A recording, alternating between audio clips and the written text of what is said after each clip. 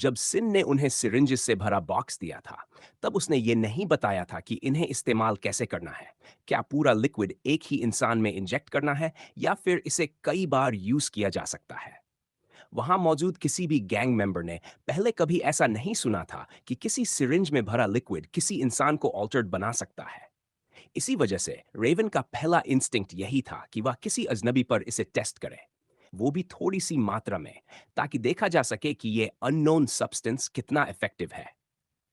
पहले हुई भिड़ंत के आधार पर उसे ऑस्टिन की पावर का अच्छा खासा अंदाजा था, इसलिए उसने उसे परफेक्ट टेस्ट सब्जेक्ट माना। इस तरह वह खुद देख सकता था कि इंजेक्शन के बाद सामने वाला कितना ज्यादा पावरफुल हो गया है। उसने हाथ में पकड़ी सिरिंज निकाली और धीरे धीरे ऑस्टिन की तरफ बढ़ने लगा। भीड़ काफी थी, लेकिन इतनी नहीं कि हिलना डुलना इम्पॉसिबल हो। अच्छी बात यह थी कि ज्यादातर लोगों का ध्यान अभी भी पहली फाइट पर ही था। अब, रेवन ने सोचा और नीडल आगे की तरफ झोंक दी। लेकिन आखिरी पल में किसी ने उसकी कलाई पकड़ ली। तुम क्या कर रहे हो? पीछे किसी को करीब महसूस होते ही ऑस्टिन ने पलट कर देखा। खाई ने एक लड़के की कलाई पकड़ रखी थी जिसके हाथ में एक बड़ी सिरिंज थी, और उसका निशाना वही था। ऊपर देखते ही ऑस्टिन उसे पहचान गया। तूने अभी क्या करने की कोशिश की? ऑस्टिन गुस्से से लगभग फट पड़ा। वह बस रेवन के 2 गूंद से टकराया था। क्या इतनी सी बात पर उसे ड्रग करने की जरूरत थी? कीमती सिरिंज खोना नहीं चाहता था रेवन, इसलिए उसने खाई की तरफ एक किक मारी। खाई पीछे कूदकर बच गया, लेकिन इस प्रोसेस में उसने उसने उसकी कलाई छोड़ दी। क्यों न जरा देखें कि तुम्हारे हाथ में है क्या? खाई ने कहा। उसने साफ देख लिया था कि रेवन उस सिरिंज को काफी वैल्यू कर रहा है। उसके अंदर जो भी था वो अजीब लग रहा था, और ऐसी जगह पर ऐसे समय में ऐसी चीज का इस्तेमाल कुछ भी अच्छा नहीं हो सकता था। ऑस्टिन लकी था कि खाई उस पर नजर रखे हुए था, ये देखने के लिए कि वह गैरी की फाइट पर कैसे रिएक्ट करेगा। तभी उसने रेवन को धीरे धीरे पास आते देखा था। मैं तेरा सिर फोड़ दूंगा, ऑस्टिन चिल्लाया। लेकिन बफिन और रिव ज्यादा दूर नहीं थे और अब ग्रे एलिफेंट लीडर के पास खड़े हो चुके थे। रिंग के अंदर ही नहीं, बाहर भी फाइट होने वाली थी। कमबख्त, ये दोनों उसके साथ हैं, काफी स्ट्रांग है, और अगर 3 बनाम 1 हुआ तो। फिर उसकी नजर खाई पर गई। असल में इसने मेरी किक भी डॉज कर ली थी। लगता है ये सच में फाइटर है। शायद इसके साथ। ओह! भीड़ अचानक जोर से चिल्लाई। रिंग में कुछ हुआ था। इंस्टिंक्टिवली दोनों ने पलटकर देखा, लेकिन जब वापस मुड़े तो वह ट्रायो क्राउड में गायब हो चुका था। छोटी सी समस्या सुलझने के बाद खाई और ऑस्टिन ने फिर से मैच पर ध्यान दिया, और हैरानी से उन्होंने देखा कि गैरी जमीन पर पड़ा था। उसकी नाक से खून बह रहा था। कुछ पल पहले गैरी को लगा था कि उसने असली प्रॉब्लम समझ ली है। ट्विंस की दिक्कत सिर्फ ये नहीं थी कि वे बहुत फास्ट थे। नहीं, वे बिल्कुल उन अनोइंग स्क्विरल्स की तरह थे जिन्हें वह जंगल में पकड़ने की कोशिश करता था। एजाइल, निम्बल और सबसे बढ़कर फ्लेक्सिबल। कई बार मार खाते हुए गैरी ने खुद भी पंचेस फेंकने की कोशिश की थी, लेकिन दोनों आसानी से बच जाते और पलटकर और ज्यादा अटैक्स कर देते। कई बार ऐसा लगता कि किक या पंच सीधा आ रहा है, लेकिन आखिरी पल में उसकी डायरेक्शन बदल जाती। ये उनकी रनिंग मूवमेंट्स में भी दिख रहा था। वे इतनी तेजी से डायरेक्शन बदल लेते थे कि ट्रैक करना मुश्किल हो जाता था। लेकिन अब उन्हें जानवरों की तरह सोचकर गैरी उन्हें ट्रैक कर पा रहा था। अगली प्रॉब्लम थी उन्हें पकड़ना। इसी सोच के साथ गैरी ने जानबूझकर एक पंच फेस पर लगने दिया। उसे पता था कि अगला कदम क्या होगा। उसकी हेल्थ अभी ज्यादा कम नहीं हुई थी, और हाई एंड्योरेंस की वजह से वह कुछ हिट्स अफोर्ड कर सकता था। जैसे ही स्रेन ने हाथ खींचा, वह उसे बाएं दाएं हिलाने लगा, ठीक वैसे ही जैसे वह पूरी फाइट में करता आ रहा था। और उसी पल पहली बार गैरी ने उसे एक हाथ से पकड़ लिया और पूरी ताकत से जकड़ लिया। मैं पूरे दिन से यही करना चाहता था, गैरी चिल्लाया, और ट्विन को पकड़े हुए ही अपना पंच फेंका ताकि वह बच न सके। लेकिन गैरी एक बात भूल गया था। यह मैच सिर्फ 2 फाइटर्स का नहीं था। जैसे ही वह सही हिट लगाने वाला था, एक लेग उसके चेहरे की तरफ आई, दूसरे भाई लेंग की। ग्रीन हेयर्ड टीनेजर आगे बढ़ रहा था, और सामने से आती लेग की फोर्स दोगुनी हो गई। जोरदार किक लगी, गैरी का सिर पीछे झटका खा गया। खून हवा में उछला और वह जमीन पर गिर पड़ा। Health, 10 health. 44 इतनी मार खाने के बावजूद उसकी स्ट्रॉन्ग एंड्योरेंस की वजह से गैरी की हेल्थ अब जाकर आधी हुई थी। तुम क्या कर रहे हो इनू? गैरी गुस्से में चिल्लाया। मैंने आखिरकार एक को पकड़ लिया था और तभी दूसरा मुझे मार देता है। क्या हमने तय नहीं किया था कि हर एक अपना अपना ओपोनेंट संभालेगा? इनू साइड में खड़ा फाइट को तमाशे की तरह देख रहा था। वह अपने एंट्री का इंतजार कर रहा था, लेकिन गैरी को ट्विन पकड़ते देख वह भी चौंक गया। जब मौका आया, वह ब्लैंक आउट हो गया। ये भूल गया कि वह भी इस मैच का फाइटर है। इसी वजह से लैंग अपने भाई को बचा पाया। अब खेलना बंद करो और इस ओनियन हेड को खत्म कर देते हैं। इसे काफी चोट लग चुकी है। लैंग बोला और गैरी के पेट पर स्टॉम्प करने बढ़ा। गैरी लुढ़क कर बच गया और फुर्ती से खड़ा हो गया। स्क्रू दिस, गैरी चिल्लाया। स्रेन फिर से चार्ज किया। पाप साफ था कि दोनों भाइयों में वही ज्यादा अग्रेसिव था। उसने एक और किक मारी। इस बार उसका पैर जमीन को घसीटता हुआ आया और पहले से कहीं ज्यादा तेज था। कहीं ऐसा तो नहीं कि ये दोनों सच में अब तक गैरी के सामने फुल पावर इस्तेमाल ही नहीं कर रहे थे? इन्होंने हैरानी से सोचा, लेकिन इस बार वह हेल्प करने को तैयार था। बस उम्मीद यही थी कि देर न हो जाए। किक गैरी के सिर की तरफ आई और सबको लगा कि अब कोई एक कंटेस्टेंट गिरने वाला है। लेकिन गैरी ने उसे एक हाथ से पकड़ लिया।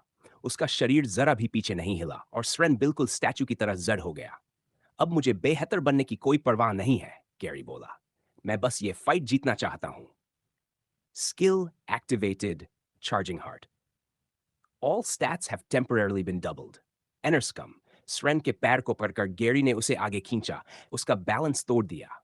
फिर उसने एक पंच मारा, अब तक का सबसे पंच सीधे चेहरे पर लगा। स्रेन का शरीर कई मीटर पीछे उड़ गया और आखिरकार जमीन पर आकर गिर पड़ा। कुछ पल पहले जब गैरी को मार पड़ी थी और वो जमीन पर गिरा था, तब माहौल अलग था। लेकिन इस बार भीड़ कुछ सेकंड के लिए बिल्कुल खामोश हो गई। पूरी लड़ाई देखने के बाद यह साफ लग रहा था कि अब तक विशियस ट्विंस ही मैच पर हावी थे। पूरी फाइट काफी हद तक टीम ईटन हाई के पक्ष में एक तरफा रही थी। गैरी कुछ भी करने के लिए बहुत धीमा लग रहा था और इसी वजह से भीड़ में मौजूद ज्यादातर लोगों को यकीन हो गया था कि बस समय की बात है और द हाउलर्स हार जाएंगे। इसीलिए ये अचानक हुआ पलटाव किसी के भी लिए उम्मीद से बाहर था। ऐसा कुछ उन्होंने पहले कभी नहीं देखा था। दोनों जुड़वां पूरे मैच में खुद को बेहद फुर्तीला बनाए हुए थे, तो फिर वो हरे बालों वाला लड़का अचानक उस पूरे मैच की सबसे तेज लगने वाली किक को पकड़ कैसे पाया? गॉड डैम, ये कितना दर्द करता है। इसके मुक्के आखिर किस चीज के बने हैं? स्रेन ने मन ही मन गाली दी, अपने चेहरे को रगड़ते हुए, लेकिन वो जल्दी से जमीन से उठ भी गया। इसकी ग्रिप स्ट्रेंथ असली है, मैं अपनी टांग जरा भी हिला नहीं पाया। उसी पल स्रेन को कुछ याद आया। रग्बी मैच के दौरान भी गैरी ने इसी तरह की जबरदस्त ताकत दिखाई थी। अब तक लड़ाई उनके पक्ष में जा रही थी। इसलिए वो पूरी तरह भूल गए थे कि ये हरे बालों वाला लड़का दिखने से कहीं ज्यादा ताकतवर है।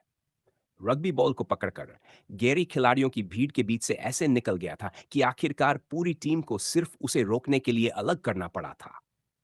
इनू, छोटे बाल वाले को संभालो, गैरी ने चिल्लाकर कहा। मुझे दूसरे वाले को भी पंच करना है। तो अब मैं बस तुम्हारे छोड़े हुए टुकड़े समेटने के लिए हूं, इनू ने चिल्लाया। लेकिन फिर भी वो तुरंत स्रेन के सामने आ गया। गैरी की उस हिट की वजह से पहली बार दोनों भाई काफी दूर दूर हो गए थे और द हाउलर्स इसी मौके का पूरा फायदा उठाना चाहते थे। आखिरकार एक सही हिट लगना गैरी को बेहद अच्छा लग रहा था, खासकर उस पिटाई के बाद जो उसे जुड़वां भाइयों के हाथों और पैरों से झेलनी पड़ी थी। अब वो बस ये फाइट जीतना चाहता था। बेहतर बनना वो किसी और दिन देख लेगा। चार्जिंग हार्ट एक्टिव था और एनर्जी भी काफी बची हुई थी। गैरी सीधे लंबे बाल वाले भाई लेंग की तरफ दौड़ा। उसकी स्पीड सबको चौंका रही थी, सिवाय उसके खुद के। जब तक गैरी ने किक मारी, लेंग पीछे झुक चुका था, बस कुछ इंचों के फासले से बचते हुए। किक में ज्यादा ताकत लग जाने की वजह से गैरी का शरीर पलट गया और उसकी पीठ अब लेंग की तरफ थी। ये देखते ही लेंग ने मौका लिया और तेजी से गैरी को मुक्का मारा, ठीक पसलियों के नीचे एक दर्दनाक जगह पर। पहले जब वो ऐसे अटैक करता था तो कम से कम सामने वाला हल्का सा तिलमिला जाता था, लेकिन इस बार ऐसा कुछ भी नहीं हुआ।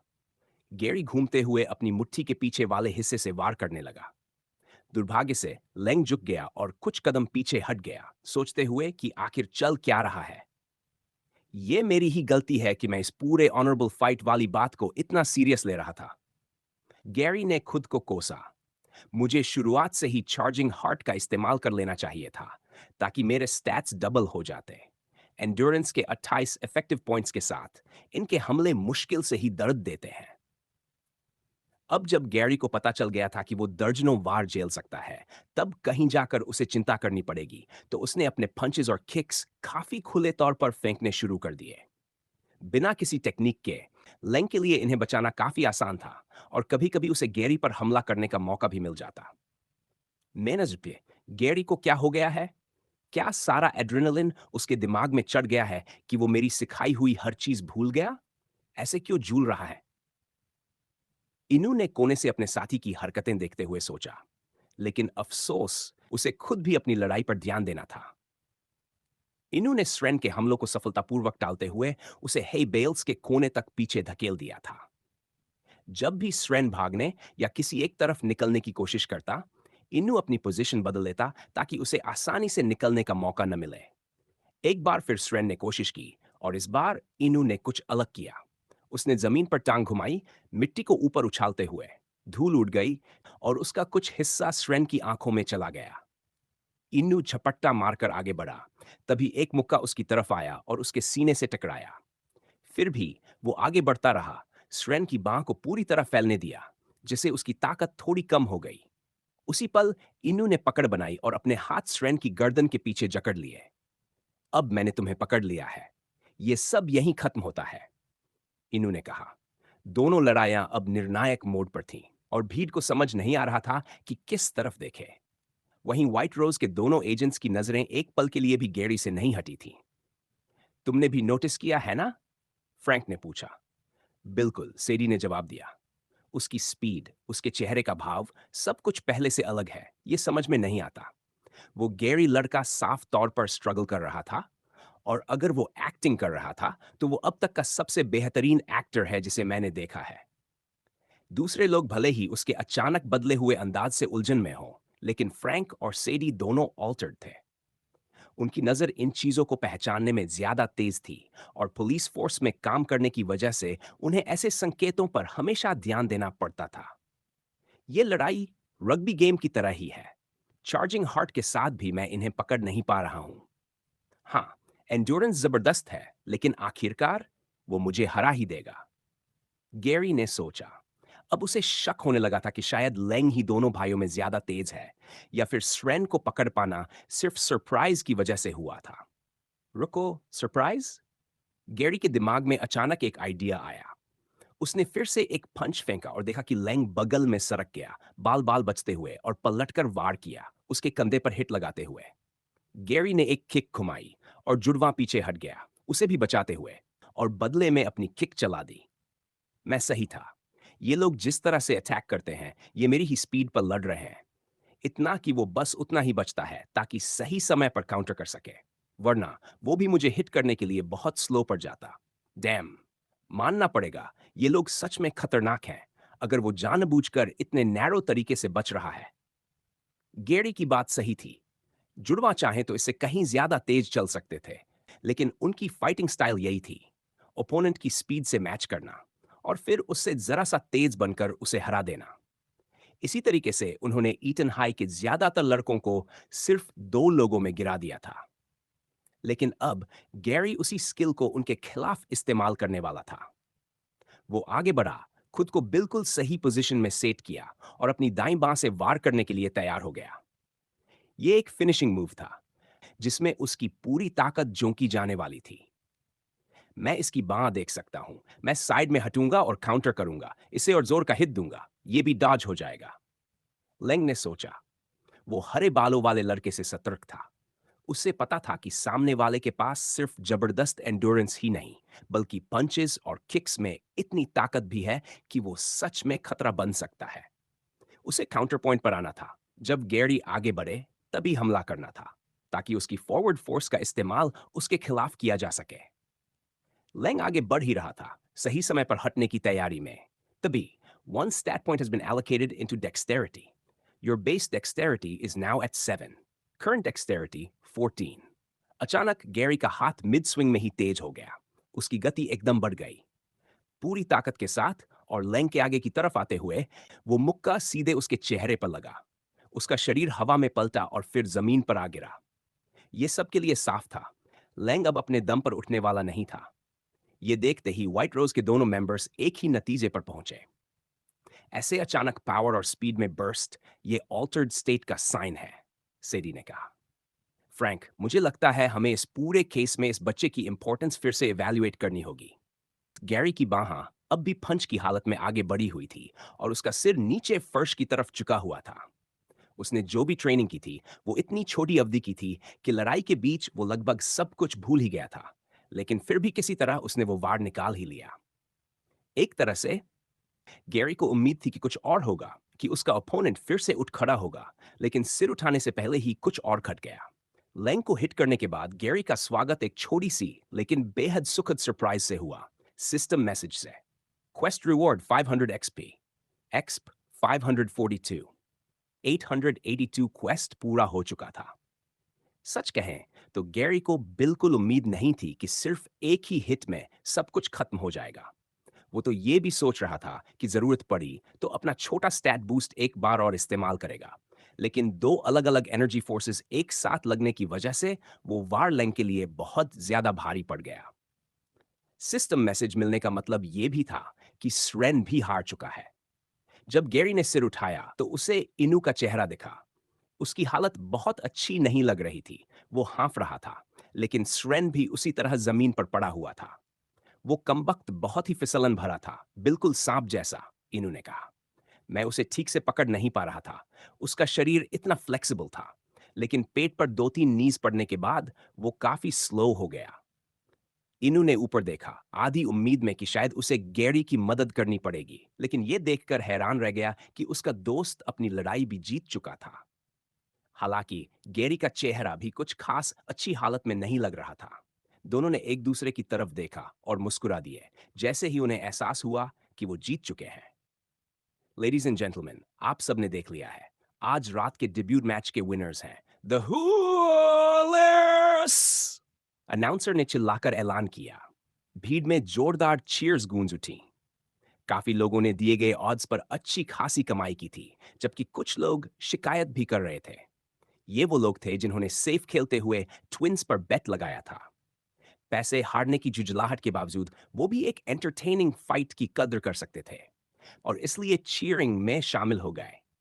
हैरानी की बात यह थी कि चीयरिंग के बीच कुछ हाउल्स भी सुनाई दे रही थी। वो किसी वॉर क्राई जैसी आवाज लग रही थी।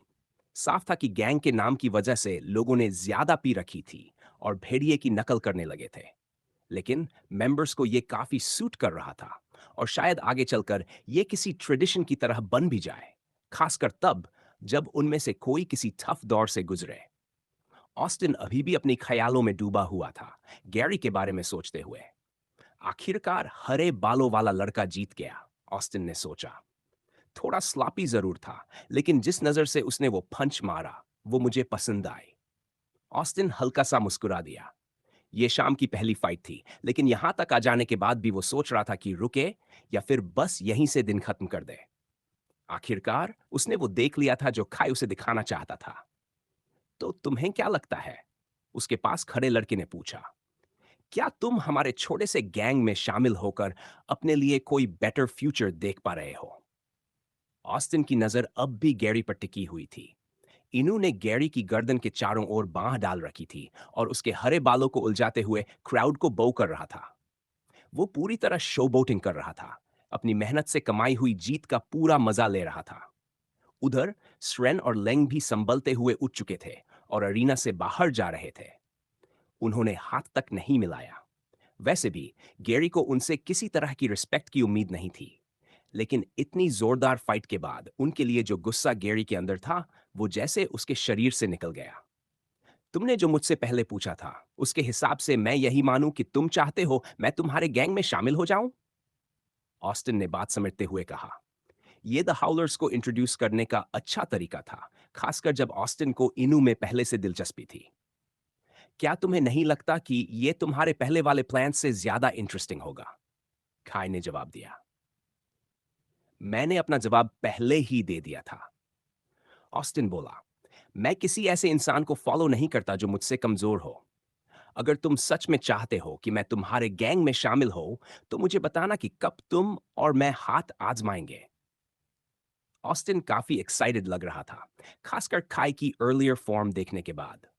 अब उसे यकीन हो गया था कि सामने वाला सिर्फ दिखने में प्रिटी बॉय नहीं है। ये बात रीजनेबल है, काई ने मुस्कुराते हुए कहा। लेकिन अगर ऐसा है, तो तुम्हें मुझसे नहीं, लीडर से फाइट करनी चाहिए। ये सुनते ही ऑस्टिन को कुछ याद आ गया। जब पुलिस ने बिली के अचानक सामने आने को लेकर उससे पूछताछ की थी, तब उसने इनू से पूछा था कि वो हरे बालों वाला लड़का कौन है। तब ट्रांसफर स्टूडेंट ने बताया था कि वही उनका लीडर है। ठीक है, ऑस्टिन ने सिर हिलाया। लेकिन वो फाइट किसी और दिन होगी, काय ने आगे कहा। अभी वाली मैच के बाद उसे थोड़ा रेस्ट चाहिए। तब तक हमारे साथ चलो, मुझे तुम्हें कुछ दिखाना है। व्हाइट रोज के दोनों एजेंट्स भी कुछ इसी तरह की सोच में थे। उन्हें लग रहा था कि गैरी अपनी फाइट के बाद शायद चला जाएगा। इसलिए उन्होंने जल्दी से आपस में तय किया कि उसका पीछा करें या कुछ देर और रुकें। आखिरकार उन्होंने गैरी को एक पोटेंशियल लीड मानने का फैसला किया। उन्हें पता था कि वो कल कहाँ मिलेगा, इसलिए उन्होंने सोचा कि बेहतर होगा यहीं रुककर इवेंट खत्म होने के बाद बिली के बारे में लोगों से सवाल जवाब शुरू किया जाए। चूंकि गैरी डिब्यूट फाइट में शामिल था, तो अगर वो किसी से ये पूछते कि क्या बिली और गैरी के बीच कोई कनेक्शन है, तो ये सस्पिशियस भी नहीं लगेगा। अगर कुछ नहीं मिला, सेडी ने कहा, तो कल हमें उसके स्कूल जाना ही पड़ेगा। फाइट से बाहर निकलने के बाद गैरी और इनू उस छोटे से एरिया की तरफ गए जो होस्ट की जगह से थोड़ी दूरी पर सेटअप किया गया था। वहां कई टेबल्स लगी हुई थी, जिन पर मनी प्रोसेसिंग मशीन्स, लैपटॉप्स और कुछ और सामान रखा हुआ था। वहां मौजूद सभी लोग फाइटर्स और बाकी क्राउड से उम्र में बड़े लग रहे थे। गैरी ने जैसे ही उन्हें देखा, उसे साफ समझ आ गया, ये लोग गैंगस्टर्स थे। डरावने लग रहे हैं, है ना? इनू ने धीमी आवाज में कहा। लेकिन पता है, एक दिन शायद हम भी कुछ ऐसा ही चला रहे होंगे। तुम्हें पता है इन इवेंट्स में रिंग के बाहर कोई फाइट क्यों नहीं करता? वजह यह है कि छोटे, टायर्ड सिटीज और टाउन्स जैसे हमारी में ऐसे फाइट्स ऑर्गेनाइज करने वाले लोकल गैंग्स से नहीं होते। वो खुद ऊपर वाले सिटीज, हायर टीयर्स की गैंग से जुड़े होते हैं। अगर कोई यहाँ फाइट शुरू करे, ऑर्गेनाइजर्स से पंगा ले या उनके पैसे के पीछे जाए, तो पूरा का पूरा गैंग उसके पीछे पड़ सकता है। थोड़ी देर बाद गैरी ने काय और मरी को उनकी तरफ आते देखा। लेकिन जो चीज गैरी और इनू दोनों के लिए सबसे बड़ा शॉक थी, वो था उनके पीछे आने वाला शख्स। ऑस्टिन, ये यहाँ क्या कर रहा है? इनू ने हैरानी से पूछा। हमारे न्यूएस्ट मेंबर से मिलो, काय ने ग्रिन के साथ कहा। मैंने किसी चीज के लिए अग्री नहीं किया। ऑस्टिन ने तुरंत सुधार किया। बस इंटरेस्ट है। करीब से देखने पर ऑस्टिन को एहसास हुआ कि गैरी उतना बुरा हाल में नहीं था जितना उसने सोचा था। इतने हिट्स खाने के बावजूद उसके चेहरे पर ज्यादा मार्क्स नहीं थे। यहां तक कि फेस किक के बाद भी कोई भारी ब्रूजेस नहीं दिख रहे थे। ये सब गैरी की एनर्जी की वजह से था। फाइट खत्म होने के बाद उसकी एनर्जी अपने आप उसके घाव भर रही थी। इस बार उसके पास काफी एनर्जी थी। ना उसने ज्यादा स्किल्स इस्तेमाल की थी, ना ही उसकी मजबूत एंड्योरेंस की वजह से उसकी हड्डियां टूटी थीं। बिली वाली फाइट के उलट इस बार सिस्टम ने इमरजेंसी हीलिंग तक एक्टिवेट नहीं की थी। इसी वजह से मार्क्स पहले से काफी हल्के हो चुके थे। काय डेस्क की तरफ गया। थोड़ी देर बातचीत के बाद वो वापस आया। उसके हाथ में कैश के 4 मोटे बंडल्स थे। गैरी सोच भी नहीं सकता था कि वो इस वक्त कितना पैसा पकड़कर खड़ा है। ठीक है, मेरे पास गुड न्यूज भी है और बैड न्यूज भी। काय ने गैंग की तरफ बढ़ते हुए कहा। पहले गुड न्यूज, तुम लोग अभी 4000 देख रहे हो। गैरी की आंखों में तुरंत मनी साइंस चमकने लगे। इतने पैसों से वो अपनी माँ के हॉस्पिटल बिल्स, खाने का खर्च, बिजली और बाकी पेंडिंग बिल्स सब कुछ चुका सकता था। लेकिन उसी पल उसके दिमाग में सवाल आया। आखिर खाई ने शुरुआत में कितना पैसा लगाया था?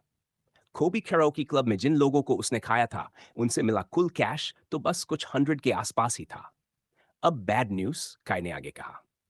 ऐसी फाइट से इतना कैश दोबारा कमाना इतना आसान नहीं होगा। एक तो तुम लोगों ने एक काफी वेल नोन और स्किलफुल पेयर को हराया है, तो आज के बाद हमारे गैंग का नाम फैल जाएगा। इसका मतलब फ्यूचर ऑड्स अब उतने जेनरस नहीं रहेंगे। दूसरी वजह यह है कि ये वेन्यूज असल में इतना पैसा देने के लिए बने ही नहीं होते। यहाँ कुछ 100 लोग हैं और जितना हमने बेट किया और जीता, उसमें ऑर्गेनाइजर्स तुम्हारी फाइट से ऑलमोस्ट कुछ भी नहीं कमा पाए। बस बाकी फाइट से हायर्ड इवेंट्स में जा सकते हैं, लेकिन अभी हम उसके लिए रेडी नहीं हैं, जब तक कि तुम में से कोई ऑल्टर्ड ना हो या ऑल्टर्ड का सामना करने लायक ना हो। इस बात पर गैरी बिल्कुल चुप रहा। आखिरकार ये इवेंट भी एक बिजनेस ही है, काय ने समझाया। लकी थिंग ये रही कि मेरी सिल्वर टंग ने उन्हें आज का शेयर देने के लिए मना लिया। खबर अच्छी नहीं थी, लेकिन अगर फाइट से स्टेबल इनकम बन सकती थी तो गैरी को मंजूर था। शायद खाई के पास पैसे कमाने का कोई और रास्ता भी था। खाई ने सबसे पहले एक बंडल अपने पास रख लिया। ये गैंग के फ्यूचर के लिए है, उसने कहा। हमें सीड मनी चाहिए, खुद पर इन्वेस्ट करने के लिए। और वैसे भी ये सारे कपड़े फ्री में नहीं आए। फिर उसने दूसरे बंडल से कुछ कैश निकाला, मरी को दिया और बाकी अपने पास रख लिया। रुको, मरी को पैसा क्यों मिल रहा है? उसने तो फाइट भी नहीं की, गैरी ने पूछा। उसे बुरा लग रहा था, लेकिन सच्चाई ये थी कि उसे पैसों की सख्त जरूरत थी, जबकि बाकी लोग उतने डेस्परेट नहीं लग रहे थे। ऊपर से उसे लगा कि उसने ये पैसे खून पसीने से कमाए हैं। गैरी, तुम गैंग लीडर हो, काय ने शांत आवाज में कहा। और लीडर होने का मतलब ये भी है कि जो तुम्हारे साथ है उन्हें रिवॉर्ड देना। तुम्हारा सबसे बड़ा काम है सबको खुश रखना। अगर मैं ना होता तो तुम्हें इस जगह के बारे में पता भी नहीं चलता। सीड मनी ना होता तो हम इतना नहीं जीत पाते। मैरी और उसकी मां के बिना हम यहां बिना प्रॉब्लम के आ ही नहीं पाते। और मैरी के पैसे के कई यूजेस हैं। मुझ पर भरोसा रखो, तुम इसे रिग्रेट नहीं करोगे। गैरी को गिल्ट महसूस हुआ। वो सिर्फ अपने बारे में सोच रहा था। खाई सही था, अगर मरी की मां न होती तो हॉस्पिटल में उसे और एमी को बहुत दिक्कत होती। उसे ये मानना पड़ा, वो उनका कर्जदार था। आखिरकार खाई ने 2 बंडल्स उठाए और एक गैरी की तरफ, एक इनू की तरफ उछाल दिए। 4,000 देखते ही देखते 1,000 पर आ गया। रेंट, अपार्टमेंट, हॉस्पिटल बिल्स, जो उम्मीदें उसने अभी अभी देखी थीं, वो सब जैसे हवा हो गई। इनफ नहीं है, गैरी ने बुदबुदाया। उसका सिर झुका हुआ था। सब समझ गए। थोड़ी देर पहले की एक्साइटमेंट अब गायब हो चुकी थी। उसकी हालत चाहे जो भी हो, साफ था कि उसे पैसों की जरूरत थी। और प्रॉब्लम ये थी, यही बात बाकी सब पर भी लागू होती थी। चलो, काय ने कहा, मैं तुम्हें वापस छोड़ने से पहले कुछ दिखाना चाहता हूं। शायद मूड थोड़ा बेटर हो जाए। ऑस्टिन, तुम भी साथ चलो। स्रेन और लैंग पूरी तरह टूट चुके थे। बेटिंग रिंग में जो पैसा उन्होंने लगाया था, उसे रिकवर करने के लिए उन्होंने आज की फाइट में खुद पर बेट लगाया था। और अब न सिर्फ पैसा, बल्कि प्राइड भी हार चुके थे। ये दूसरी बार था जब हरे बालों वाला लड़का उनके रास्ते में आ खड़ा हुआ था। अब क्या करें लैंग? स्रेन ने गुस्से में कहा। ईटन हाई के सब लड़कों को बुलाकर स्कूल पर रेड कर दें, या वेस्ट ब्रिज का जो भी स्टूडेंट दिखे उसे पीट दें। क्या फायदा? लैंग ने ठंडे दिमाग से जवाब दिया। वो हमें हरा सकता है। अगर हम लोग बुलाएंगे तो क्या वो ऐसा नहीं कर सकता? असली प्रॉब्लम यह है कि वो हमें फिर से हरा देगा। जब तक हमारे पास एक्स्ट्रा हेल्प नहीं होगी, उसके पीछे जाना बेकार है। शायद वो हेल्प मैं दे सकता हूं। ट्विंस की तरफ आते हुए, तुम दोनों में बस थोड़ा सा एक्स्ट्रा स्ट्रेंथ कम है हाउलर्स को हराने के लिए। और संयोग से मेरे पास ऐसी चीज है जो वो बूस्ट दे सकती है। वेन्यू से निकलते ही ग्रुप वापस कार की तरफ आया, जहां मरी की मां पूरे वक्त उनका इंतजार कर रही थी। मिडिल एज्ड वुमन वहीं रुकी रही थी। हालांकि गैरी को हैरानी होती अगर उसे इस जगह पर क्या चल रहा था, इसका अंदाजा न हो। सच कहें तो उसे उसे वहां देखकर थोड़ा अजीब लग रहा था। गैरी हमेशा सोचता आया था कि अगर वो सच में किसी गैंग को ज्वाइन करेगा, सिर्फ ट्रांसपोर्टर की तरह नहीं, बल्कि फुल फ्लेज्ड मेंबर की तरह, जो अपने सुपीरियर्स का हर हुक्म माने, तो वो ये बात अपनी फैमिली से हर हाल में छुपा कर रखेगा। वो इसके लिए मरते दम तक तैयार था, बस ताकि उसकी माँ और बहन उसे एक अच्छे बेटे और भाई की तरह याद रख सकें। लेकिन यहाँ मरी की माँ अपनी बेटी और उसके दोस्तों को एक्टिवली सपोर्ट कर रही थी, उन्हें हर जगह ड्राइव करके ले जा रही थी। गैरी के मन में सवाल उठा, अगर उसकी अपनी माँ होती तो वो कैसे रिएक्ट करती? क्या मुमकिन है कि वो भी इतनी सपोर्टिव होती? हाई स्कूलर को इस पर जरा भी यकीन नहीं हुआ। और अगर उसके हाथ में होता तो वो कभी भी ये जानना नहीं चाहता कि इस बारे में उसकी माँ की क्या राय होती। जब पांचों कार में बैठ गए, ऑस्टिन अपनी बाइक पर उनके पीछे पीछे आ गया। लोनर ने अभी के लिए साथ चलने का फैसला किया था, क्योंकि खाई का कहना था कि रात खत्म होने से पहले उसे अभी कुछ और दिखाना है। हे खाई, इनू ने कहा, तुम ऑस्टिन को साथ क्यों लाए? मतलब मैं मानता हूं वो स्ट्रांग है, शायद मुझसे बस थोड़ा सा वीकर, और मैं तो रियली रियली स्ट्रांग हूं, तो इसका मतलब वो भी काफी स्ट्रांग है। लेकिन अगर हमें गैंग के लिए स्ट्रांग लोग चाहिए, तो वो ट्विन्स बेहतर चॉइस नहीं होते। वो पहले से ही ऐसी एक्टिविटीज में इन्वॉल्व हैं, तो मुझे नहीं लगता कि वो मना करते। ऑस्टिन सुन न पाए, इसलिए इनू ने आवाज नीचे रखी। कार में बैठे सबने सवाल सुना, और हर कोई जानना चाहता था कि खाई ने ऑस्टिन को स्पेसिफिकली क्यों इनवाइट किया। चलो पहले ये छोड़ देते हैं कि उन्हें पब्लिक में बुरी तरह हारने और ह्यूमिलिएटिंग डिफीट के बाद वो ज्वाइन करना भी चाहते या नहीं, खाई ने कहा। लेकिन जवाब देने से पहले मैं हमारे लीडर से एक सवाल पूछना चाहता हूं। गैरी, अगर वो ट्विन्स हमारी गैंग ज्वाइन करते तो तुम्हें कैसा लगता? गैरी को जवाब देने की जरूरत ही नहीं पड़ी, उसका चेहरा सब कुछ कह रहा था। वो साफ तौर पर इसके खिलाफ था। बात सिर्फ टॉम को हर्ट करने की नहीं थी। उसे पूरा यकीन था कि वेस्टब्रिज रग्बी प्लेयर्स पर गूंज भेजने के पीछे भी वही थे। उसने जो देखा था, उससे उसे साफ लगा कि उन दोनों को कोई शर्म नहीं थी। अपने गोल के लिए वो किसी को भी नुकसान पहुंचा सकते थे। किसी हद तक वो उसी तरह बिहेव करते थे जैसे गैंग वॉर के दौरान कलर गैंग मेंबर्स करते थे। गैरी को ऐसे लोगों से कोई रिस्पेक्ट नहीं थी। इजी देयर ग्रीन फैंग, काय ने टीज किया। तुम उन्हें हरा चुके हो। ये सिर्फ एक हाइपोथेटिकल सवाल था। अब ऑस्टिन को इमेजिन करो हमारी गैंग में। गैरी ने सोचा, थोड़ा हेजिटेट किया, लेकिन फिर उसे एहसास हुआ कि उसे इससे कोई प्रॉब्लम नहीं थी। मुझे उसे पिक्चर करने में थोड़ी दिक्कत हो रही है, उसने कहा। जब हम रूफ पर मिले थे, उसने सबसे पहले मुझसे लड़ाई करने की कोशिश की थी। लेकिन अजीब बात यह है कि मैं उसे इसके लिए ब्लेम नहीं कर सकता। मुझे लगता है वो बस ऐसा ही इंसान है। स्कूल में जब बिली ने इन्नू पर अटैक किया, ऑस्टिन आराम से भाग सकता था। उसे कुछ गेन नहीं होना था। फिर भी वो रुका और हमारे साथ लड़ने में मदद की। ओवरऑल मेरा इंप्रेशन ये है कि वो बुरा इंसान नहीं है, और ऐसा कोई है जिसके साथ मुझे टाइम स्पेंड करने में दिक्कत नहीं होगी। तुम्हारी तरह मुझे भी उसके बारे में एक फीलिंग आई थी। चलो इसे स्पेशल कह लेते हैं। जब लीडर को वो पसंद है, तो कंप्लेंट किस बात की? उसकी वही स्माइल थी जो सेकंड्स में लड़कियों का दिल जीत ले। वैसे और भी रीजंस हैं। उसे ज्वाइन कराने से हम नेक्स्ट स्टेप पर पहुंच जाएंगे। खाई की बात के बीच ही एक जोरदार ग्राउल सुनाई दी। सबका ध्यान कोने में बैठे पेट पकड़े हुए लाल चेहरे वाले गैरी की तरफ चला गया। सॉरी, गैरी ने कहा, लेकिन फाइट के बाद मुझे बहुत भूख लगी है। क्या हम कहीं रुककर कुछ खा सकते हैं? चार्जिंग हार्ट, फाइट और फिर हीलिंग, इन सब के बाद उसकी एनर्जी अभी भी आधे से थोड़ी ऊपर थी। वो फेमिलियर हंगर पैंग्स वापस आ चुके थे, और उसका पेट उसे ये बात जोर जोर से याद दिला रहा था। थोड़ी देर बाद उन्हें सड़क के किनारे एक छोटा सा डिनर स्पॉट मिला, जो इस वक्त भी खुला हुआ था। ऑस्टिन भी खुशी खुशी साथ आ गया। कार रोकते हुए बस इतना कहा गया कि सब खाने जा रहे हैं। अंदर जाने से पहले गैरी कुछ सेकंड्स बाहर ही रुक गया। उसे बुरा लग रहा था। आखिरी बार उसने अपने फैमिली के साथ बाहर खाना कब खाया था? बहुत समय हो चुका था।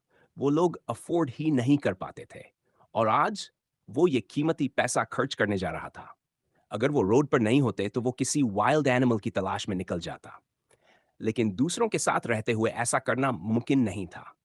गिल्ट उसके दिल में और गहरा हो गया। डोंट वरी, काई ने कहा। मैं फाइट नहीं कर रहा था, तो कम से कम फाइटर्स को ट्रीट तो दे ही सकता हूं। उसने गैरी की पीठ थपथपाई, फिर उसकी हथेली में कुछ रखा और धीरे से बोला, और ये वो है जो तुमने खुद अर्न किया है। हाथ में देखते ही गैरी को कैश की एक और गड्डी दिखी। ये तुम्हारे ओन बेट की अर्निंग है, काय ने कहा। तुमने 100 लगाया था, तो 250 वापस मिले। ऊपर से मैंने 50 और ऐड किए हैं, क्योंकि मुझे पता है तुम्हारे और तुम्हारी बहन के लिए अभी टाइम आसान नहीं है। इसे जैसे चाहो यूज करो। और गैरी, कभी कभी थोड़ा सेल्फिश होना भी अलाउड होता है। पहले खुद का ख्याल रखो, तभी दूसरों का रख पाओगे। अगर तुम्हें कुछ हो गया तो तुम्हारे फैमिली का ध्यान कौन रखेगा? इसके बाद सब अंदर खाने चले गए, और वहां दो लोग सबको हैरान करने वाले थे, इस बात से कि वो कितना ठूस सकते थे बिना फुल हुए। प्लेस सस्ता था। गैरी ने कई बर्गर्स ऑर्डर किए थे, लेकिन वो अकेला नहीं था। ऑस्टिन ने भी वही किया। दोनों की ट्रेज पूरी तरह भरी हुई थी। तुम पे कर रहे हो ना? ऑस्टिन ने बर्गर में एक ही बाइट में आधा खत्म करते हुए खाई की तरफ देखा। खाते हुए भी उसकी नजर खाई से हटी नहीं। अजीब बात यह थी कि गैरी, जो साइज में आधा था, वो भी उसके साथ-साथ खा रहा था। अजीब-सा ग्रुप था ये, लेकिन गैरी को उनके साथ वक्त बिताना अच्छा लग रहा था। "तो हम जा कहाँ रहे हैं?" इनु ने मुँह भरे हुए पूछा। वो खाई मुस्कुराया। "एक सरप्राइज़ है।" अचानक किए गए खाने के बाद वे फिर से आगे बढ़े और जल्दी ही शहर के उस हिस्से में पहुंच गए जिसकी हालत ज्यादा अच्छी नहीं थी। ये इलाका चैवली और साइफर की सीमाओं के बीच था, दो अलग-अलग गैंग्स का टेरिटरी, जिसकी वजह से ये जगह हमेशा प्रॉब्लमैटिक रहती थी। ज्यादातर कलर गैंग्स की लड़ाइयां यहीं होती थी, इसलिए रात के समय किसी भी तरह का बिजनेस करना मुश्किल था। आखिरकार कार एक ऐसी जगह के बाहर रुकी जो किसी बंद पड़े बार जैसी लग रही थी। खिड़कियों पर मोटा कार्डबोर्ड ठूंसा हुआ था और बाहर स्प्रे पेंट से दीवारें भरी थी। कोई साइन नहीं था, न ही किसी तरह का नाम, या शायद जो लेटर्स कभी थे, वो या तो निकाल लिए गए थे या चोरी हो चुके थे। सब लोग कार से उतरे और इधर-उधर देखा कि कहीं कोई ट्रबल तो नहीं। राहत की बात यह थी कि रात काफी शांत लग रही थी। शायद बढ़ते तनाव की वजह से गैंग्स ज्यादा कॉशियस हो गए थे। तो हम यहाँ आखिर कर क्या रहे हैं? इनू ने पूछा। काय आगे बढ़ा और बार के सामने खड़ा होकर सबकी तरफ मुड़ा। याद है तुमने मुझसे हमारे हाइडआउट के बारे में पूछा था? उस वक्त हमारे पास कोई नहीं था, लेकिन हर गैंग को एक स्टार्टिंग प्लेस चाहिए, एक ऐसी जगह जिसे वो अपना घर कह सके और जहां रेगुलर मीटअप्स हों। जो तुम्हें मेरे पीछे दिख रहा है, आज से वही हमारी बेस है। अभी ये सब मिसेस डिग्रेस के नाम पर है। ये कहते हुए काय ने मरी की मां की तरफ देखा। हम इसे किराए पर ले रहे हैं, लेकिन जल्दी ही इसे खरीद भी लेंगे। अब ये बिजनेस हमारा है, मतलब ये हमारा टेरिटोरी है। यहीं से हम ग्रो करेंगे और आज वो दिन है जब हाउलर्स एक असली गैंग बनते हैं। Welcome to the howlers base. दरवाजे तक जाकर मिसेस डिग्रेस ने अपनी जेब से चाबी निकाली। साफ था कि सब कुछ पहले से प्लान किया हुआ था। दरवाजा खुलते ही एक सड़ी सी बासी बदबू बाहर आई। गैरी ने तुरंत अपनी नाक ढक ली और छींकने लगा। उसकी नाक दूसरों के मुकाबले कहीं ज्यादा सेंसिटिव थी। उसे देखकर बाकी लोग और भी अंदर जाने से हिचकिचाने लगे, लेकिन खाई बिना रुके अंदर चला गया। ठंड में बाहर खड़े रहने से बेहतर समझकर बाकी सबको भी उसके पीछे जाना पड़ा। अंदर का नजारा पूरी तरह बर्बाद था। फर्श पर टूटे हुए शीशे पड़े थे।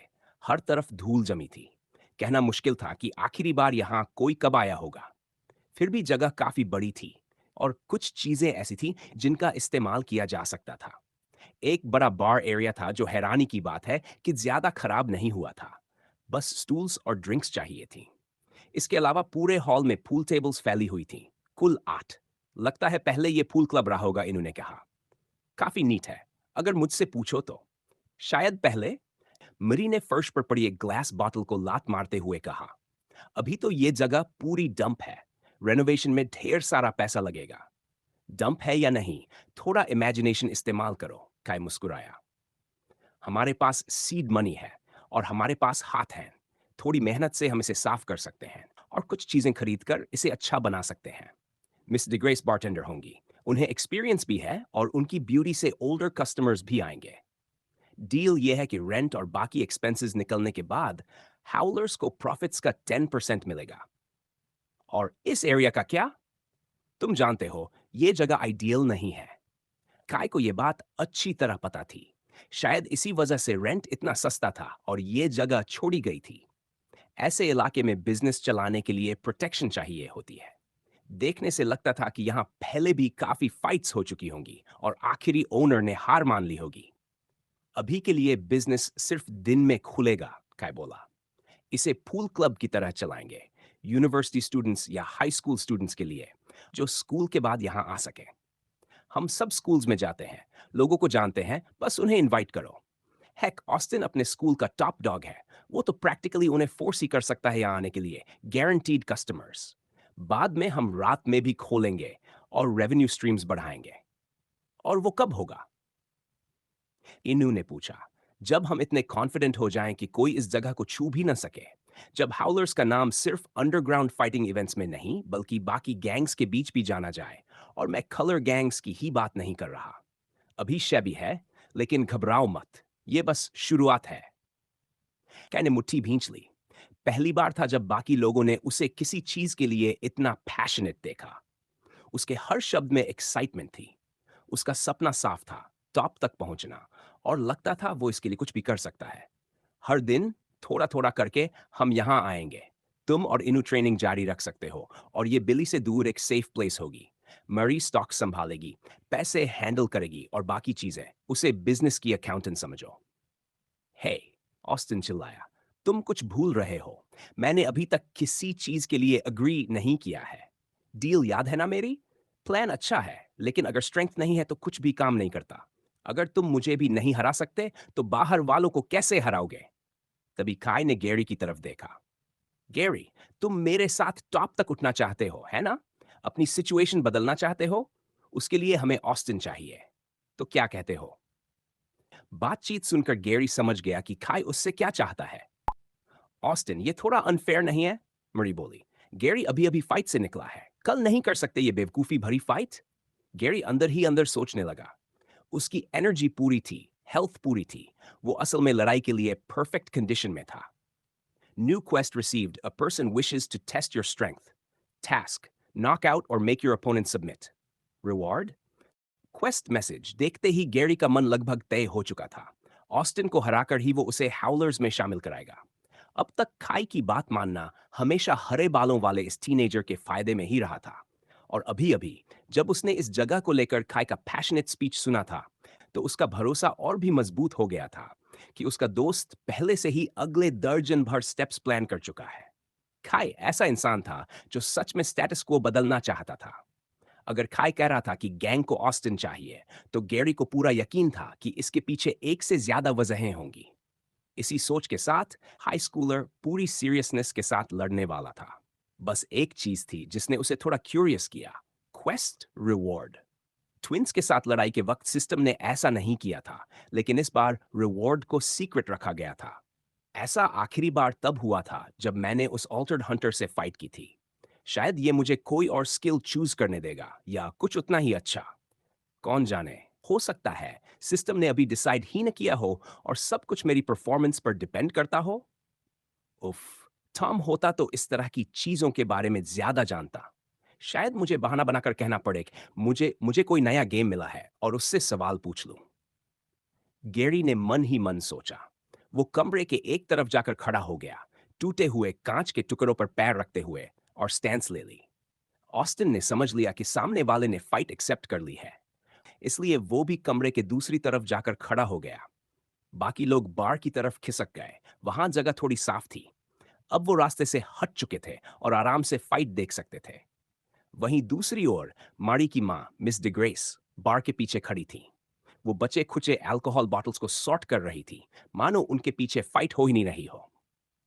मिडिल एज्ड वुमन इतनी काम थी। मुझे तुम लड़कों की समझ ही नहीं आती, मारी ने कहा, कोहनी के सहारे झुकते हुए हाथ गाल पर टिकाए। हर चीज मुक्कों से ही क्यों सॉल्व करनी होती है? वो फाइट में बिल्कुल इंटरेस्टेड नहीं थी। उसकी नजर ज्यादा अपनी मां पर थी और उसके दिमाग में इस जगह को ठीक करने का खर्च चल रहा था। तुम गलत नहीं हो, खाई ने कहा और मजाक में उसके बाल बिखेर दिए, जिसके बदले उसे एक इरिटेटेड नजर मिली। हर चीज फिस्ट से सॉल्व नहीं होती, लेकिन कुछ बातें ऐसी होती है जिन्हें वर्ड से हल नहीं किया जा सकता।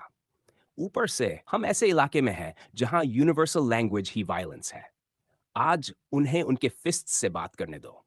गैंग के लिए यह भी जरूरी है कि हम एक दूसरे की स्ट्रेंथ जानें, ताकि हम एक दूसरे पर भरोसा कर सकें। इनु दूसरी तरफ फाइट देखने में पूरी तरह डूबा हुआ था। सच कहें तो वो गैरी के लिए नर्वस भी था। ब्रेक के बावजूद ये साफ था कि थोड़ी देर पहले ही वो लोग एक टफ फाइट से निकले थे, और इनु को याद था कि उनके लीडर ने कितने पंचेस खाए थे। कुछ ब्रूजेस तो जरूर होंगे, और वैसे भी बेयर फिस्ट से ज्यादा हिट्स लेना अच्छी बात नहीं थी। गैरी की एंड्योरेंस भले ही काबिले तारीफ हो, लेकिन ट्विंस के ऑस्टिन स्पीडस्टर नहीं बल्कि हैवी हिटर लग रहा था। तो आओ, ऑस्टिन ने मुस्कुराते हुए चैलेंज किया। वो आगे बढ़ा, बिना किसी प्रॉपर फाइटिंग स्टैंस के, लेकिन उसके शरीर से निकलता कॉन्फिडेंस और प्रेशर डराने वाला था। मैं अपनी गलती से सीख चुका हूं, इस बार मैं पूरी ताकत से सामना करूंगा। Skill activated, charging heart. All stats temporarily doubled. Spiritual energy -10 हरे बालों वाले टीनेजर को लगा कि शायद अब ऑस्टिन उसे ज्यादा सीरियसली लेगा, लेकिन सच्चाई ये थी कि ऑस्टिन शुरू से ही उसे सीरियसली ले रहा था। गैरी को दौड़ते हुए आते और पंच फेंकते देख ऑस्टिन ठीक समय पर साइड में हटा और अपना फिस्ट रेडी किया। उसने शॉर्ट और कॉम्पैक्ट पंच मारा जो सीधे गैरी की रिब्स पर लगा। शरीर को घुमाते हुए उसने पूरा वजन उस वार में डाल दिया। 4 हेल्थ कम क्या बकवास, इतनी ताकत, 28 पॉइंट्स की एंड्योरेंस होने के बाद भी इतना डैमेज। साला, ये सच में बहुत दर्द करता है और ऐसा भी नहीं लगा कि उसने पूरी ताकत लगाई हो। गैरी का शुरुआती कॉन्फिडेंस थोड़ा डगमगा गया। वो सोच रहा था कि ऑस्टिन के हमलों को इग्नोर करके डॉग फाइट में उसे दबा लेगा। लगता है तुम शुरू से ही अपनी पूरी स्पीड इस्तेमाल कर रहे हो। ऑस्टिन की मुस्कान और चौड़ी हो गई। मुझे अच्छा लगा कि तुम मुझे उन ट्विंस से ज्यादा सीरियसली ले रहे हो। मैं उनकी तरह फास्ट नहीं हूं, लेकिन अगर तुम अपोनेंट की चालें देख सको और टाइमिंग समझ सको तो फास्ट होने की जरूरत नहीं पड़ती। और गेस व्हाट, मैं तुम्हारी हर मूव साफ देख पा रहा हूं। ऑस्टिन का बात करने का तरीका थोड़ा अजीब था, लेकिन गैरी के पास इस पर ध्यान देने का समय नहीं था। दिलचस्प अप्रोच है, खाई ने सोचा, क्योंकि उसे खुद ऐसी दिक्कतें कभी नहीं आई थीं। ऑस्टिन को एक्सप्लेन करने की जरूरत नहीं थी कि वो क्या कर रहा है। साफ था कि वो जानबूझकर जोर से बोल रहा था ताकि सामने वाला सुने। मानो वो गैरी को सिखा रहा हो कि तेज ओपोनेंट से कैसे निपटना चाहिए, या फिर वो क्या करता अगर ट्विंस के सामने वही होता। खुद को संभालते हुए गैरी ने इस बार दौड़कर हमला करने की बजाय धीरे धीरे आगे बढ़ना चुना। उसने वो सब याद करने की कोशिश की जो उसने इनू के साथ प्रैक्टिस किया था। इस बार सामने दो ओपोनेंट नहीं थे, ये वन ऑन वन था।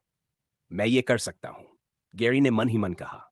गैरी को चार्ज करते देख ऑस्टिन ने अपने दोनों हाथ फैलाए और उन्हें साइड में ढीला छोड़ दिया, जैसे वो अगले मूव का इंतजार कर रहा हो। गैरी ने वही थाई किक चलाया जिसकी उसने इनू के साथ अनगिनत बार प्रैक्टिस की थी। लेकिन एक बार फिर बिल्कुल सही समय पर ऑस्टिन ने हरे बालों वाले टीनेजर के पैर को छटक कर साइड में हटा दिया, लगभग पैरी करते हुए, और आगे बढ़ते ही अपने से गैरी के पेट पर वार किया। 4 कम भारी वार से गैरी आगे की ओर झुक गया। इस बार ऑस्टिन पीछे नहीं हटा। उसने ओपोनेंट के सिर के पीछे से बाल पकड़कर उसे ऊपर खींचा, सिर को जगह पर रोके रखा और फिर मुट्ठी घुमाकर गैरी के चेहरे पर मारी, जिससे वो नीचे गिर पड़ा। हेल्थ छाकम, हे, बाल पकड़ना कुछ ज्यादा नहीं हो गया? मरी ने चिंता से पूछा। स्ट्रीट फाइट में क्या इससे फर्क पड़ता है? इनू ने पलटकर सवाल किया। मरी के पास इसका कोई जवाब नहीं था। वो जानती थी कि बाहर लोग जीतने के लिए हथियार और हर तरह के गंदे तरीके अपनाते हैं, बिना इस बात की परवाह किए कि कुछ फेयर है या नहीं। जमीन पर गिरते ही गैरी को लगा कि कुछ उसकी हथेली के आर पार चला गया है। हाथ उठाकर देखा तो वो कांच का एक टुकड़ा था। वो काफी गहराई तक धंस चुका था और खून बहने लगा था। हेल्थ एक कम। You are suffering from minor blood loss. Foreign object detected in body. unable to perform emergency healing. High schooler फौरन खड़ा हुआ। दांत भींचते हुए उसने बिना हिचक कांच का टुकड़ा बाहर खींचा और फर्श पर फेंक दिया। ये देख मैरी हल्का सा सिहर गई, सोचकर कि अगर ये उसके साथ होता तो कितना दर्द होता। लेकिन गैरी ने जरा भी चेहरा नहीं बिगाड़ा, उल्टा मुट्ठी कस ली, जैसे दर्द नाम की कोई चीज हो ही नहीं। Emergency healing now in progress. मैं इससे कहीं ज्यादा झेल चुका हूं। उसे वो 2 मौके याद आए जब उसे चाकू से घोंपा गया था। हाथ में कांच का टुकड़ा तो उसके सामने कुछ भी नहीं था। और दर्द? अपने परिवार के इमोशनल दर्द और पिछले कुछ दिनों के स्ट्रेस के मुकाबले ये गिनने लायक भी नहीं था। अब तक की फाइट पूरी तरह एकतरफा लग रही थी। गैरी एक भी हिट नहीं लगा पाया था, जबकि खुद कई वार खा चुका था।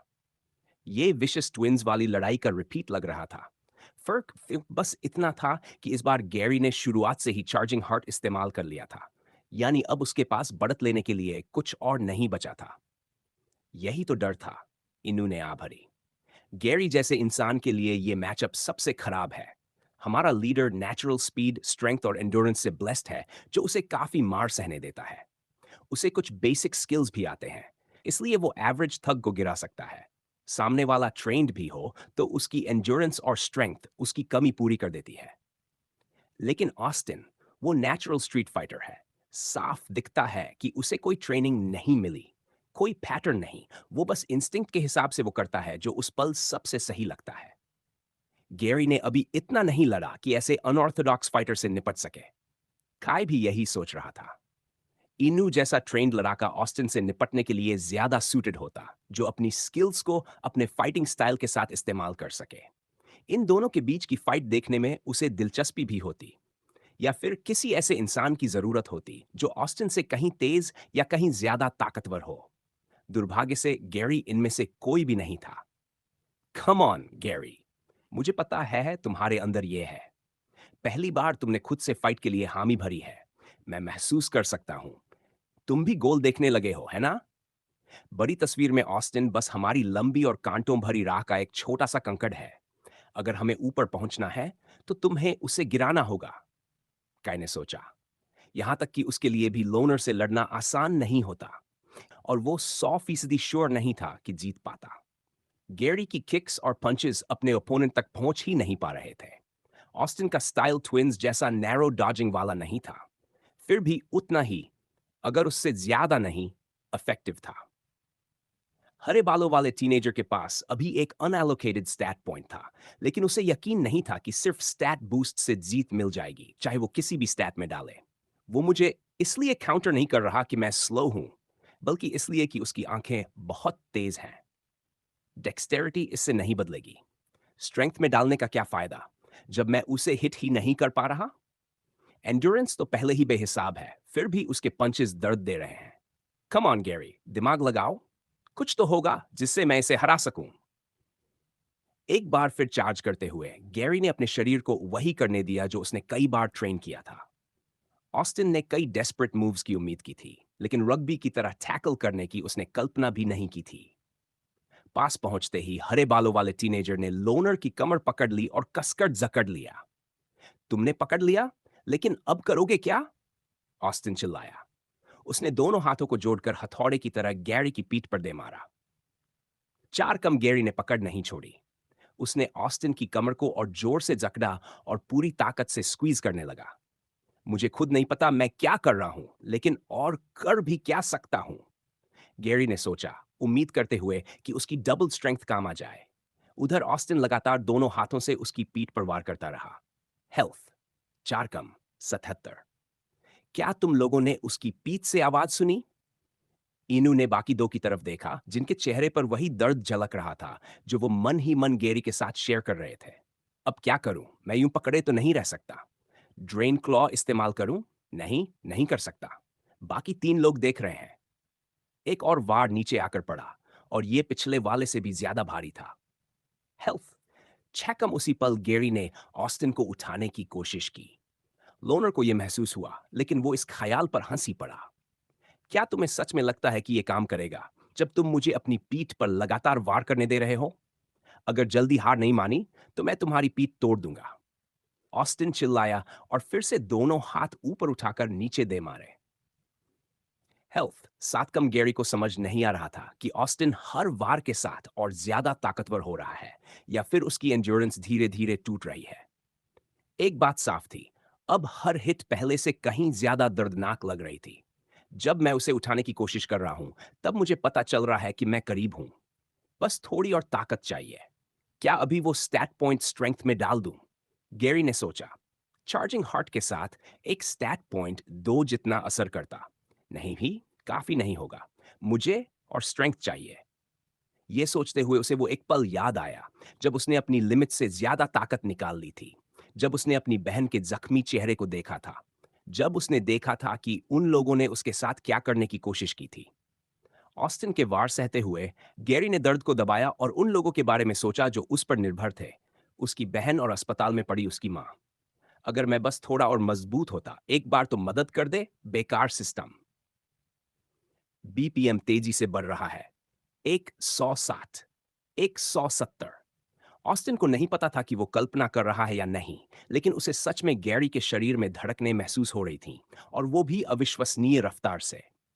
अगर ये सच में हार्ट बीट थी, तो इस छोटे से शरीर के अंदर आखिर चल क्या रहा था? 190, 200। आपने 200 बीपीएम पार कर लिया है। पार्शियल ट्रांसफॉर्मेशन शुरू हो चुकी है। सभी स्टैट्स में 125% की बढ़ोतरी। ऑस्टिन ने फिर से मुट्ठियां ऊपर उठाई, और जैसे ही उसने नीचे वार किया, यही मौका है। उसने तुरंत साइड में कदम रखा, जिससे वार खाली हवा में चला गया और अब गैरी सीधे उसके पीछे था। सिस्टम एक पॉइंट स्ट्रेंथ में डाल। एक पॉइंट स्ट्रेंथ में एलोकेट किया गया आपकी बेस स्ट्रेंथ अब 9 है। करंट स्ट्रेंथ 20.25 पार्शियल ट्रांसफॉर्मेशन की वजह से गैरी की स्ट्रेंथ अब 20 से ऊपर पहुंच चुकी थी। चार्जिंग हार्ट के दौरान मिली 16 स्ट्रेंथ से पूरे 25% ज्यादा। ऑस्टिन ने फौरन फर्क महसूस किया। उसका शरीर जमीन से उठ रहा था। यह नजारा जितना हैरान करने वाला था उतना ही अजीब भी। गैरी उसे उठा रहा था बिना ज्यादा सोचे। ऐसा लगा जैसे वो सुप्लेक्स करने वाला है, लेकिन फिर उसने साइड में घूमकर ऑस्टिन को जमीन पर पटक दिया। चारों ओर बिखरे कांच के टुकड़े हवा में उछल गए। एनर्जी 44। गैरी हाँफ रहा था और नीचे पड़े ऑस्टिन को देख रहा था। उसका एनर्जी अब बहुत तेजी से घट रहा था क्योंकि हार्ट रेट 200 से ऊपर था और लग रहा था कि अब वो धीरे धीरे शांत हो रहा है। उसी के साथ चार्जिंग हार्ट भी डीएक्टिवेट हो चुका था। और उसकी स्ट्रेंथ वापस 9 पर आ गई थी। उठ मत, प्लीज उठ मत। गैरी ने मन ही मन दुआ की। वो ऑस्टिन को और मारना नहीं चाहता था। आखिर उन्हें उसे रिक्रूट करना था और इतनी मार के बाद उसे खुद भी सांस लेने का वक्त चाहिए था। लगता है एनर्जी और स्टैमिना एक जैसी चीजें नहीं हैं। लेकिन तभी उसने देखा लोनर धीरे धीरे उठ रहा था।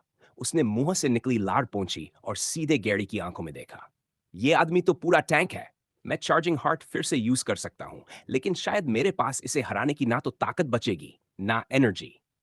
गैरी ने सोचा, दोबारा तैयार होते हुए। तभी मैं मानता हूं ये मेरी हार है। ऑस्टिन मुस्कुराया। तुम सच में एक छोटे से योद्धा हो। अब समझ आया कि तुम लीडर क्यों हो। अगर मुझे किसी को फॉलो करना ही है तो मुझे लगता है तुम सबसे बुरा विकल्प नहीं हो। यह कहकर ऑस्टिन दरवाजे की तरफ बढ़ गया। बाहर जाने से पहले वो एक पल रुका। कल मिलते हैं, उसने बुदबुदाया और दरवाजा बंद कर दिया। अभी हुआ क्या? गैरी ने उलझन में पूछा। वहीं खड़ा रह गया। सुना नहीं क्या? तुम हमारे महान लीडर जीत गए, काय ने समझाया और उसकी पीठ थपथपा दी। गैरी के मुंह से एक छोटी सी चीख निकल गई। यार, इतनी सारी जगहों में से यही क्यों? गैरी करा उठा। दर्द पूरे शरीर में दौड़ गया। उसी पल सिस्टम ने भी उसकी जीत कंफर्म कर दी। Quest reward instant level up. बधाई हो, आप अब पहुंच चुके हैं लेवल 8। एक नया स्किल अनलॉक हुआ है। एक स्टैट पॉइंट दिया गया है। XP 542 1024। Current list of skills mark 4-5। Charging heart claw drain. Full transformation new. पिछले रिवॉर्ड से तुलना करें तो इंस्टेंट लेवल अप काफी बड़ी बात थी, खासकर एक ही इंसान से। यह शायद गैरी की अब तक की सबसे कठिन लड़ाई थी। आमतौर पर सड़क के रैंडम गूंस को पीटने पर बस 20, 25 या 50 एक्सपी ही मिलती थी। सबसे ज्यादा खुशी उसे इस बात की थी कि इंस्टेंट लेवल अप ने सिर्फ अगले लेवल तक पहुंचने के लिए जरूरी 340 एक्सप नहीं दिए, बल्कि पूरे 882 दिए, जिसे वो पहले ही लेवल 9 की आधी राह तय कर चुका था। वो लेवल 10 तक पहुंचने को लेकर बेहद उत्साहित था, ताकि वेयरवुल्फ सिस्टम का अब तक का इकलौता मेन क्वेस्ट पूरा कर सके। शायद तब उसे बिली को हराने की ताकत मिल जाए। बिली के ख्याल आते ही उसे याद आया, ऑस्टिन की पंचेस भी उसे चोट नहीं पहुंचा पाई थी। और तब बिली अभी ह्यूमन फॉर्म में था। क्या वो भी अभी कहीं बाहर और मजबूत हो रहा था, ठीक गैरी की तरह? शायद दूसरा वेयरवुल्फ हमेशा उससे एक कदम आगे ही रहेगा। फिर भी अगर कभी गैरी और बिली की दोबारा भिड़ंत हुई तो एक चीज थी जो पलड़ा बदल सकती थी। क्वेस्ट का आखिरी रिवॉर्ड, फुल ट्रांसफॉर्मेशन। क्या इसका मतलब वही है जो मैं सोच रहा हूं? वो स्किल का डिस्क्रिप्शन देखने ही वाला था कि तभी किसी के दौड़कर आने की आवाज आई। प्रतिक्रिया देने से पहले ही वो उसे पकड़ चुकी थी। इधर आओ, मरी ने आदेश दिया और उसे खींचते हुए ले गई। उसने एक गिरी हुई बार स्टूल खींची जो गिनी चुनी सही सलामत थी और गैरी को उस पर बैठा दिया। फिर उसके सामने एक शराब की बोतल और खुला हुआ फर्स्ट एड किट रख दिया। लगता है यहां किसी ने कभी इसे इस्तेमाल ही नहीं किया। मालिक ने शायद बंद होने से ठीक पहले खरीदा होगा। अब अपना हाथ दिखाओ, हमें उस कट को चेक करना है। अगर वो ज्यादा गहरा हुआ तो हॉस्पिटल जाना पड़ सकता है। अगर अभी कुछ नहीं किया तो इन्फेक्शन हो सकता है। मैरी उसे डांटते हुए बोली और उसका हाथ खोल लिया। गैरी कुछ कह भी नहीं पाया। मैरी एक ऐसी ताकत थी जिसे रोका नहीं जा सकता और उसे समझ आने से पहले ही सब हो चुका था। मैरी ने जख्म साफ किया, लेकिन अल्कोहल लगाने के बावजूद कोई दर्द नहीं हुआ। उसे ऐसे नैस्टी कट्स का अनुभव था। आमतौर पर सामने वाला चीख पड़ता, लेकिन गैरी उतना ही शांत था जितना शार्ड निकालते वक्त था। तभी उसे वजह समझ में आई। क्या क्या मैंने गलत देखा? ये दूसरा हाथ था क्या? मैरी ने उलझन में पूछा, गैरी के दूसरे हाथ को देखते हुए। नहीं, लेकिन इतना खून? फिर कट कहाँ है? दिन ब दिन गैरी खुद को ऐसी परिस्थितियों में ज्यादा पाता जा रहा था जहां उसे झूठ बोलना पड़ता था, क्योंकि सच इतना अजीब था कि उसे छुपाना ही बेहतर लगता। हालात और भी खराब इसलिए थे क्योंकि उसके पास सिर्फ एक नहीं, कई राज थे। उसके आसपास के लोग या तो उनमें से कुछ ही जानते थे या बाकी के बारे में उनसे झूठ बोला गया था। उसकी माँ इस वक्त अस्पताल में थी, और जब वह होश में आएगी तो एक दिन गैरी को यह समझाना पड़ेगा कि इलाज के लिए पैसे आखिर आए कहां से। एमी को उसने बताया था कि वह अपने एक दोस्त की फैमिली बिजनेस में मदद कर रहा है, लेकिन उसने जानबूझकर यह नहीं बताया कि यह फैमिली बिजनेस दरअसल उसे अंडरडॉग्स के लिए ट्रांसपोर्टर बना चुकी थी। टॉम की बात करें तो उसका सबसे अच्छा दोस्त अब भी यही मानता था कि गैरी एक अजीब से पैकेज की वजह से वेयरवुल्फ बना था, लेकिन वह यह नहीं जानता था कि वह पैकेज आया कहां से। कुल मिलाकर गैरी ने पूरी कोशिश की थी कि टॉम को किसी भी तरह की गैंग रिलेटेड चीजों से दूर रखे, चाहे वह उसका कभी किसी गैंग में होना हो या फिर अब किसी और गैंग का एक्टिव लीडर होना। कभी कभी वह सोचकर कांप जाता था कि अगर टॉम को यह सब पता चल गया तो उसका रिएक्शन क्या होगा। फिर काय था, जो अकेला ऐसा था जिसे अंडरडॉग्स वाली पूरी सिचुएशन पता थी। अब सोचने पर गैरी को याद आया कि उसका ये अपर क्लासमैन डेम फैमिली की प्रॉब्लम्स, बिली और काफी कुछ जानता था। बस एक ही बात थी जो उसे नहीं पता थी, कि उसका अंडर क्लासमैन अब 100% इंसान नहीं रहा। गैरी के मन में एक डर बैठा रहता था कि अगर बाकी लोगों को सच पता चल गया तो वे क्या करेंगे। अगर वह बस एक ऑल्टर्ड होता तो भी बात समझ में आती, लेकिन उसकी सिचुएशन उससे भी अलग थी। उसे डर था कि अगर सच सामने आया तो वह सबको खो देगा। परिवार और टॉम के अलावा इस वक्त हाउलर्स ही उसकी पूरी दुनिया थे। सबसे बुरी बात यह थी कि गैरी एक बहुत खराब लायर था। अक्सर उसके मुंह से वही निकल जाता था जो सबसे पहले दिमाग में आता। इस बार भी उसके दिमाग में यही आया, वो ये तो सच में हील हो गया। क्या मेरे पास सुपर पावर्स हैं? अच्छी बात यह रही कि उसने समय रहते अपनी जुबान काट ली। जब मरी ने उसका दूसरा हाथ देखने की कोशिश की तो गैरी ने फौरन दोनों हाथ पीठ के पीछे छुपा लिए। क्या मैं सच में इतना बेवकूफ हूं? गैरी ने खुद को कोसा। ऐसा करने से थोड़ी ना वो मेरी बात मान लेगी। तुम दोनों ने भी देखा था ना कि कांच का शार्ड उसके हाथ में घुसा था। मैरी ने बार के पीछे खड़े दोनों हाई स्कूल बॉयज से पूछा। मैं पागल नहीं हो रही हूं। उसने खुद उसे निकाला था, और ये देखो, मेरे पास खून से भरा कपड़ा है। उसने कपड़ा ऊपर उठाया, जैसे खुद को और इन्नू वखाई को यकीन दिला रही हो। इन्नू ने फर्श की तरफ देखा। वहां सच में खून लगा हुआ एक बड़ा ग्लास शार्ड पड़ा था। इसमें कोई शक नहीं था। सबने वही देखा था। अब क्या करूं? क्या मैं ऑल्टर्ड होने की बात कबूल कर लूं? गैरी ने सोचा। नहीं, उससे तो और झूठ बोलने पड़ेंगे। बस एक ही रास्ता है। झूठ के जाल को और बड़ा करने के बजाय हरे बालों वाले इस टीनेजर ने कुछ ज्यादा ही ड्रास्टिक करने का फैसला किया। Skill activated claw drain, -15 energy. उसकी उंगलियां थोड़ी लंबी होने लगीं और नाखून तेज व सख्त हो गए। दर्द होगा, ये वह जानता था, लेकिन उसके पास कोई और ऑप्शन नहीं था। हाथ पीछे छुपाए हुए उसने उसी क्लॉ से अपनी हथेली पर जोर से वार किया। एक गहरी कट बना दी। -2 हेल्थ। आपको हल्का ब्लड लॉस हो रहा है। अगर बहुत ज्यादा खून बहा तो हेल्थ और कम होती रहेगी। शिट। ये तो उस बेवकूफ से ग्लास शार्ड से कहीं ज्यादा दर्द कर रहा है। झूठ बचाने के लिए मैं क्या क्या कर रहा हूं। शायद सच बता देना ही आसान होता। उसे ये डर भी था कि कहीं फाइट में न होने की वजह से उसकी पैसिव हीलिंग या इमरजेंसी हीलिंग एक्टिवेट ना हो जाए। क्लॉ ड्रेन लेवल 1 पर सिर्फ 2 सेकंड तक रहता था। लड़ाई में ये भले ही कमजोर हो, लेकिन अभी के लिए यही उसकी किस्मत थी। जब तक सबकी नजर रैग से वापस उस पर आई, उसके हाथ पहले ही नॉर्मल हो चुके थे। उसने हाथ आगे किया। खून टपक रहा था। सॉरी, गैरी बोला। मैं बस नहीं चाहता था कि आप राइट हैंड पर अल्कोहल डालें। खुले जख्म पर अल्कोहल बहुत जलता है। आपने सही कहा था, डिसइंफेक्ट करना जरूरी है। मैंने बस दूसरे हाथ पर थोड़ा खून लगा दिया था ताकि आप नोटिस न करें। कट अभी भी है, बस दूसरे हाथ पर। यह सुनकर मॉरी ने लंबी सांस छोड़ी। इधर आओ, तुम बड़े क्राई बेबी, उसने सिर हिलाते हुए कहा। गैरी चुपचाप आगे बढ़ा और हाथ बढ़ा दिया। मॉरी को वहां एक बड़ा कट दिखा। उसने बिना यह सवाल किए कि वो इतना फ्रेश क्यों लग रहा है, इलाज शुरू कर दिया। अल्कोहल लगते ही गैरी के मुंह से चीख निकल गई। इसमें उसे एक्टिंग करने की जरूरत ही नहीं पड़ी। वह बस यही दुआ कर रहा था कि हीलिंग इतनी तेज न हो कि मरी अपनी आंखों से उसे भरते हुए देख ले। आखिरकार मर ने पट्टी बांध दी और उसे कुछ भी अजीब नजर नहीं आया। लेकिन कमरे में मौजूद दोनों लड़के इतने आश्वस्त नहीं थे। मैरी ने शायद फाइट को ध्यान से नहीं देखा था, मगर खै और इनू दोनों को पूरा यकीन था कि ग्लास शार्ड दूसरे हाथ में घुसा था। और ऊपर से गैरी का ये अजीब बर्ताव, वो साफ तौर पर कुछ छुपा रहा था। इतना छुपाने की क्या जरूरत है गैरी? खै सोचने लगा। रुको, क्या ऐसा हो सकता है? ये सब बहुत क्रेजी लगता है, लेकिन अगर सब जोड़ूं, उसकी तेज ग्रोथ, पार्क में टॉम और उस वोल्फ टाइप ऑल्टर्ड के साथ जो हुआ, और ब्रीफ केस जिसे लेकर डेमियन इतना पागल है, क्या वही वजह है कि ये अंडरडॉग से भाग रहा है?